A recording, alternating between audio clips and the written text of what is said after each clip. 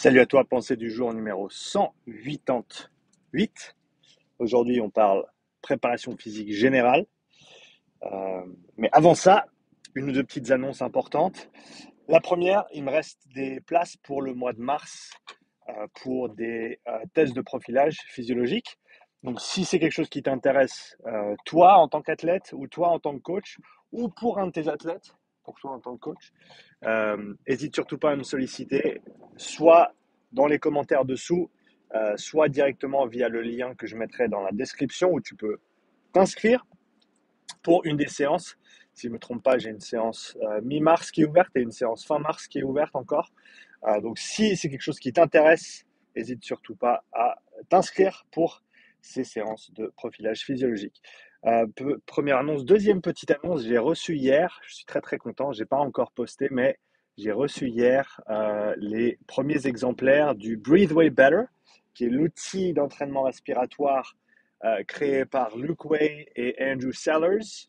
Andrew qui est le cofondateur de VO2 Master et qui travaille avec de l'entraînement respiratoire depuis des années, plus d'une décennie si je ne me trompe pas, euh, et qui ils viennent de lancer le programme bêta pour leur nouvel outil qui s'appelle le Breathe Way Better, euh, qui est un outil extrêmement portable, accessible au niveau du prix également et facile à utiliser.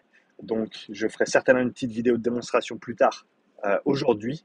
J'ai un petit peu de temps, donc normalement, je devrais pouvoir faire tout ça. Donc, je me réjouis de montrer ce nouvel outil, certainement de le comparer aussi au P100 et au Spirotiger, qui sont à l'heure actuelle les deux seuls outils sur le marché qui permettent de faire de l'entraînement respiratoire avec un focus de volume et de coordination. Donc voilà, je me réjouis, ça va être chouette de tester ce petit outil avec vous. Donc pour le sujet du jour, préparation physique générale, pourquoi préparation physique générale? Euh, je pense, et c'est un peu on va dire le mindset, c'est pas le bon terme, c'est un peu le cadre dans lequel je suis ces jours-ci, à réfléchir en termes de préparation physique générale, parce qu'à mon avis, on n'en fait pas assez. Voilà, je dis comme ça. Je l'ai dit, comme ça on peut me mettre dans la catégorie préparation physique générale. Non, je rigole. Mais je pense vraiment qu'on n'en fait pas assez. Je pense qu'on est vraiment à fond dans la spécificité, à fond dans le transfert, ce qui sont des bonnes choses parce qu'elles sont utiles, parce qu'elles sont indispensables même. On ne peut pas faire sans la préparation physique spécifique. On ne peut pas faire sans ces activités-là. Il faut pratiquer son sport. Mais, à l'opposé, il faut aussi développer des qualités physiques générales qui n'ont pas besoin d'avoir un transfert direct, qui n'ont pas besoin d'avoir de lien de spécificité avec l'activité en question. Je pense notamment, et ça, je pense que ce matin, je suis chaud, donc je pense que je vais faire une petite vidéo là-dessus également, sur quelques leçons qu'on peut tirer du programme d'entraînement et du manuel d'entraînement que Niels van der Poel a publié récemment. Niels van der Poel, double champion olympique, recordman du monde sur le 5 et le 10 km en patinage de vitesse, récemment à Beijing, qui a publié 60 pages, son manuel d'entraînement complet de ces 3 dernières années, avec beaucoup, beaucoup de pépites. Beaucoup, beaucoup de pépites. J'ai terminé de le lire ce week-end quand j'étais à la montagne avec la famille. Et donc, je pense que je vais le parcourir, extraire quelques points principaux à revoir et ensuite le passer en revue et faire une petite vidéo spécifique là-dessus. C'est assez fascinant en fait, la façon dont il a travaillé. C'est clair que c'est très peu commun, mais en même temps, si tu veux battre des records du monde, si tu veux faire quelque chose que personne n'a jamais fait avant, eh ben peut-être qu'il faut avoir une approche un petit peu différente. Cela étant dit, ça ne veut pas dire que tout le monde doit s'entraîner comme ça, mais on parle d'entraînement polarisé en termes de polarisation des intensités, mais on peut également polariser l'entraînement d'un point de vue général spécifique. C'est-à-dire que, et Niels van der Poel est un exemple extrêmement concret de cette idée-là, le fait de faire, et peut-être un petit préambule avant de me lancer là-dedans, c'est pas, c'est pas pour tous les athlètes, de loin pas. Nils van der Poel avait déjà des années et des années de patinage de vitesse derrière lui, avec une compétence technique déjà extrêmement élevée, une des compétences en compétition extrêmement élevées également. Donc, c'est pas, il est pas tout bleu et il arrive et il s'entraîne comme ça et il gagne. C'est pas comme ça que ça marche. Non, il a des années et des années de pratique derrière lui. Mais pour lui, c'était une approche qui a fonctionné. Et son approche, elle était extrêmement polarisée au niveau du spectre, on va dire, général spécifique de ses entraînements. En gros, il a fait du vélo, du vélo, du vélo, du vélo et encore du vélo. Euh, pour ceux qui ont lu, vous savez. Pour ceux qui n'ont pas lu, bah, attendez ma prochaine vidéo parce que vous verrez combien de vélos il a fait.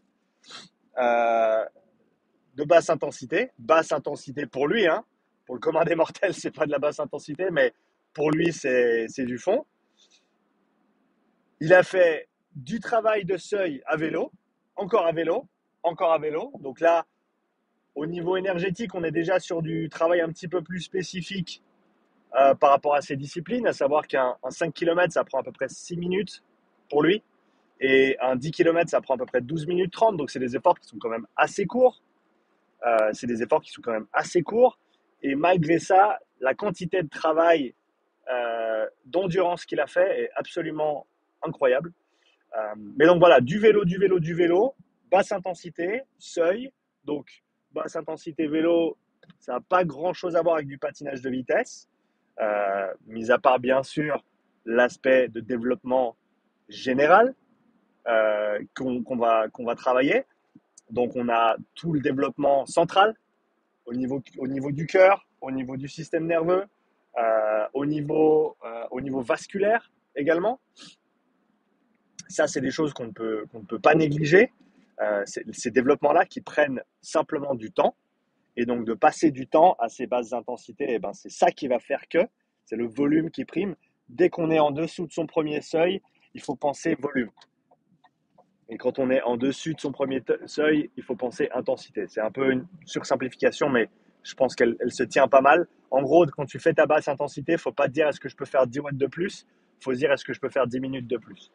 Euh, mais donc ces adaptations générales, comme j'ai dit, hein, centrales, mais aussi périphériques, densité, volume mitochondrial, densité capillaire, donc quelle surface d'échange tu vas pouvoir développer pour faire passer un maximum d'oxygène depuis ta circulation jusque dans tes fibres musculaires. C'est ça en fait le développement du réseau capillaire. Et ça prend du temps. Pourquoi? Parce qu'il faut du flux sanguin, parce qu'il faut du volume sanguin, et c'est ça qui va faire que ton corps va se dire ah, eh ben il y a beaucoup de flux là, il faut que je crée plus de petits tuyaux pour que plus de sang puisse passer à la fois. Tu gagnes en économie et tu gagnes en capacité de transfert également, donc de l'oxygène de la circulation vers tes fibres musculaires, vers tes mitochondries que tu as aussi développé, ton volume, ta densité mitochondriale, la capacité de tes mitochondries à oxyder des graisses. En termes d'économie, c'est extrêmement important. En termes de flexibilité métabolique, c'est extrêmement important. En termes de récupération, c'est extrêmement important. Toutes ces qualités-là sont développées avec ce travail d'endurance, ce travail de fond, ce travail général. Encore une fois, comme je l'ai dit avant, du travail de seuil, qui est un peu plus spécifique au niveau de l'intensité, mais en gros qui va faire en sorte que euh, son seuil remonte son seuil remonte le plus haut possible pour lui donner un maximum d'intensité de travail où il va pouvoir maintenir une bonne oxygénation et maintenir un apport d'oxygène suffisant pour l'effort. De toute façon, sur un 6 minutes, sur un 12 minutes, de toute façon, tu es en dessus de ton seuil critique. Tu es de toute façon en dessus de ton seuil de fatigue, de ta puissance critique, de ta vitesse critique, simplement dû à la nature de l'effort et le domaine temporel de l'effort. Donc tu es en dessus, mais plus tu es haut avec ton seuil, et donc plus tu es proche de ta vitesse de course, et moins, entre guillemets, et moins ton effort va te coûter au niveau énergétique. Et plus tu vas pouvoir être économe. Et donc, d'où certainement son focus sur le travail de seuil à vélo. Et ensuite, qu'est-ce qu'il a fait quand il était sur la glace? eh ben, il a accumulé du temps à vitesse de course. Voilà, à plus ou moins son programme d'entraînement sur les 3 ans.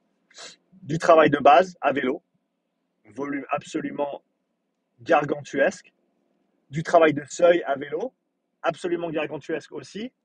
C'est des temps passés au seuil qui sont vraiment incroyables.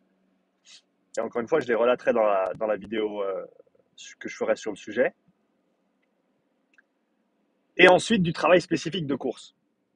Donc, à vitesse de course, sur la glace, pour travailler sa technique, pour travailler les changements de couloir, à savoir que quand ils sont en tête à tête, il y a 2 couloirs. Et à chaque tour, ils doivent changer de couloir, une fois à l'intérieur, une fois à l'extérieur. Et donc, pour pratiquer ces changements de couloir, eh ben, il s'entraînait seul sur la glace. Donc, il faisait littéralement du travail de préparation physique générale et ensuite du travail à vitesse de course. Il n'y a pas plus minimaliste comme programme d'entraînement. Pour lui, ça a fonctionné. Il le dit dans son manuel d'entraînement. Il y a quelques éléments qu'il aurait peut-être pu rajouter. Mais en même temps, pour lui, ça a fonctionné. Et c'est ce qui lui a permis de battre 2 records du monde et de gagner 2 médailles d'or aux Jeux Olympiques. Ce qui est assez fascinant. Donc, encore une fois, il se connaissait assez bien et il a eu assez confiance en son programme pour passer autant de temps loin de la glace, pour passer autant de temps loin de son sport, mais pour mieux y revenir et pour ensuite pouvoir performer au plus haut niveau. Et je pense que s'il avait fait une proportion importante ou non, une certaine proportion de travail en plus sur la glace, spécifique donc, il n'aurait peut-être pas performé au plus haut niveau, ou alors il se serait peut-être mis en danger en termes de potentiel de blessure, en termes d'usure, hein, parce que plus tu répètes un pattern de mouvement exactement pareil, et plus tu t'exposes à avoir des faiblesses, de l'usure et potentiellement des blessures. Et donc encore une fois, ça c'est un autre rationnel, si on veut, pourquoi la préparation générale est si importante. Et ben ça te permet de ne pas passer trop de temps à faire ton sport. Et je pense notamment à des sports comme le CrossFit qui demandent certains mouvements parce qu'ils sont, autant on dit que c'est varié, oui, c'est varié le CrossFit, bien sûr. Oui, c'est varié. Mais tu as quand même les mêmes patterns H24. Tu squats H24, tu fais de la presse overhead H24, ou alors tu fais du tirage vertical H24. Je veux dire, il y a quand même des grandes catégories de mouvements qui se retrouvent et que tu vas faire beaucoup, beaucoup, beaucoup. Et donc, dans ce cadre-là, je pense que il faut penser au nombre de répétitions que tu vas accumuler. Bien sûr qu'il faut accumuler des répétitions parce que comment est-ce que tu vas optimiser ton mouvement? Comment est-ce que tu vas optimiser ton économie de mouvement dans ces patterns que tu vois si souvent et ton efficience? Eh ben, il faut faire ces mouvements. Tu n'as pas le choix. Il faut faire ces mouvements. Donc, je ne te dis pas qu'il ne faut pas aller faire des thrusters et il ne faut pas aller faire des tractions en keeping, etc. Non, non, non. Bien sûr qu'il faut en faire. Mais il faut trouver la bonne dose pour perfectionner ton mouvement. Mais ensuite, il ne faut pas en faire plus. Parce que plus, ça ne veut pas nécessairement dire que tu vas en retirer quelque chose de bénéfique. Il y a cet entre-deux. Cet entre-deux. Trop peu, ben, ça ne va pas. Trop, ça ne va pas non plus. Et donc là-dedans, je pense que la préparation physique générale a un rôle extrêmement important. Et qu'il ne faut pas qu'on ait peur, il faut pas qu'on ait peur de s'éloigner de la spécificité. Il ne faut pas qu'on ait peur de prendre part à des activités qui sont éloignées de notre sport, mais qui vont pouvoir développer des qualités physiques générales qui auront ensuite soit un transfert, mais le transfert, à mon avis, ce n'est pas le but de la préparation physique générale. Le but de la préparation physique générale, c'est de te donner les moyens de performer avec un volume et une intensité élevée dans ton sport par la suite. C'est ça le but de la préparation physique générale. Le but, c'est pas d'avoir un transfert sur ton sport. Le but, c'est de te donner la base, littéralement, la fondation, pour ensuite construire ta pyramide Et on sait que plus ta base est grande et plus ta pyramide pourra être haute. Et plus elle sera stable. C'est vraiment ça le but de la préparation physique générale. Donc je pense que c'est un bon petit exercice de se dire, voilà, quel est mon sport? Quel est le sport dans lequel je souhaite performer au plus haut niveau, ou en tout cas à mon plein potentiel, si je peux m'en donner les moyens? Quel est mon sport? Et ensuite, quelle partie de ma saison est dédiée à de la préparation physique générale? Et si tu ne peux pas répondre à cette question, parce que tu n'as pas de préparation physique générale, eh ben peut-être que ça vaut la peine d'y réfléchir et de penser à quand, dans la saison, tu pourrais potentiellement faire un petit bloc de préparation physique générale qui te servira de base pour la suite de ta saison, qui te servira de base à ton développement futur en tant qu'athlète. Je pense qu'on ne peut pas sous-estimer l'importance de ce développement général, de ses qualités physiques générales. Et là, j'ai parlé beaucoup du côté énergétique, mais je pense que la force joue un rôle prépondérant également là-dedans. Bien sûr, ça dépend de ton sport, mais faut pas négliger ses qualités non plus, même si elles ne sont pas directement applicables dans ton sport. Euh, mais c'est des questions à se poser. Donc, je te pose la question à toi et je t'invite à m'écrire dans les commentaires. Quelle partie de ta saison est-ce que tu dédies au travail de développement physique général? Et si tu ne le fais pas, quand est-ce que tu penses pouvoir le faire? Et avec quelle modalité de travail penses-tu pouvoir tirer le plus de bénéfices de cette préparation physique générale? Voilà. En attendant, j'espère que tu as apprécié cette vidéo. Laisse-moi un petit pouce. Je me suis coupé hier en, je me suis coupé hier en coupant des patates. C'était un petit peu nul. J'ai un beau morceau du pouce qui est tombé. Enfin bref, je vous passe les détails. Donc laisse-moi un petit like, le commentaire. Je te dis à bientôt pour la nouvelle vidéo. Reste branché. Je vais essayer de poster pas mal aujourd'hui. Allez, à plus.